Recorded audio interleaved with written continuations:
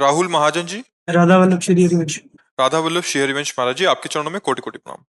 महाराज जी, मुझे श्री जी की कृपा से आपसे शरणागत मंत्र मिला है। उस दिन से मैं गुरु आज्ञा में चल रहा हूँ। महाराज जी, मैं अपना हर दिन अपना आखिरी दिन समझकर जीता हूँ। महाराज जी, जब इस शरीर की मृत्यु आएगी तो अगर उस समय अचेतन अवस्था में हुआ तो नाम जप के बल से क्या मुझे राधा रानी मिल जाएंगी? इसका प्रश्न है आपका। सत्संग सुना क्या आज है? तो प्रारंभ में नहीं थे क्या आप? हाँ, तभी नहीं सुना। आज प्रारंभ में ही इसकी चर्चा हुई थी कि जब हम जीवन भर भजन करते हैं, अंतिम समय हमारी इंद्रियां, हमारा मन भारी दुख से मूर्छित हो जाते हैं, उस समय भगवान स्वयं हमारा स्मरण बनते हैं, स्मरण के रूप में भगवान होते हैं। उस समय उसकी परम गति भगवान की कृपा से होती है, क्योंकि जीवन भर उसने प्रयास किया भगवान के भजन का, भगवान की साधना का। अब अंतिम समय सब फेल हो गया, मन बुद्धि चित्त हम सब ढेर हो गया। अब वो स्मरण करे तो कैसे करे, मूर्छित हो गया। उस समय भगवान स्मृति बनते हैं, अंतिम स्मृति भगवान। और अपने लोग प्रार्थना भी करते हैं कि प्रभु अंतिम समय में आपकी याद आ जाए, ऐसा हो कि सामने आप मुस्कुराते हुए खड़े हो, आपको देखते हुए हमारे प्राण जाएं। तो हम प्रार्थना करते हैं, और वैसे भगवान का सिद्धांत भी है कि जो जीवन भर भजन करता है उसका अंतिम स्मरण भगवान बनते हैं। उस समय भगवान स्मरण बनते हैं। और जो पाप कर्म करते रहते हैं उनका अंतिम स्मरण वही बनता है जो अगली योनि होनी होती है। जैसे उनको सुअर बनना है, कुत्ता बनना है, या जो भी बनना है, उनके चिंतन में वही आ जाएगा, तो शरीर छूटा। वो आखिरी समय समझो जैसे फोटो खींचने वाला, कि आप जैसे किए हो वैसे फोटो आ जाएगी।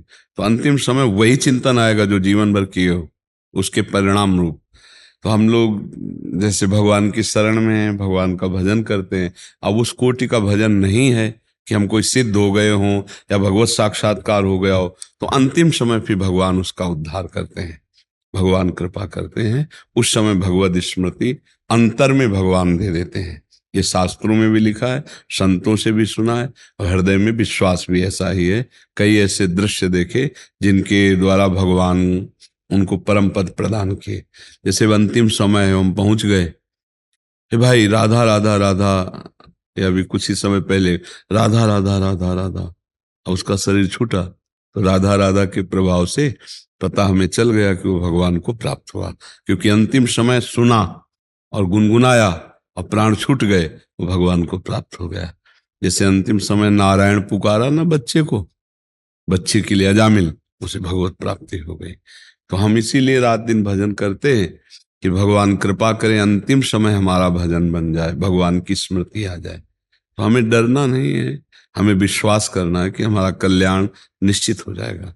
ठीक है महाराज जी, जैसे सारा राधा रानी की याद में सारा सारा दिन निकल जाता है, आंसू में रोते हुए निकल जाता है सारा सारा दिन। तो इसमें तो बड़ी कृपा है, इसको तो छुपाओ, किसी से कहना नहीं।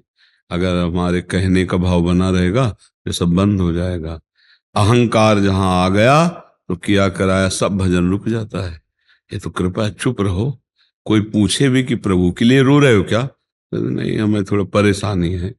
किसी को ये थोड़ी बताया जाता है कि हम भगवान के लिए रो रहे हैं, ये प्रेम के आंसू प्रभु के, ऐसा नहीं। गुप्त रखो और खूब कार्य करो। जो संसार के तुम्हें कर्तव्य कर्म मिले, भजन के बहाने उनको छोड़ना मत कि हमारा भजन में मन लगता है अब हम ये काम नहीं करेंगे, ऐसा नहीं। सब कार्य करना चाहिए।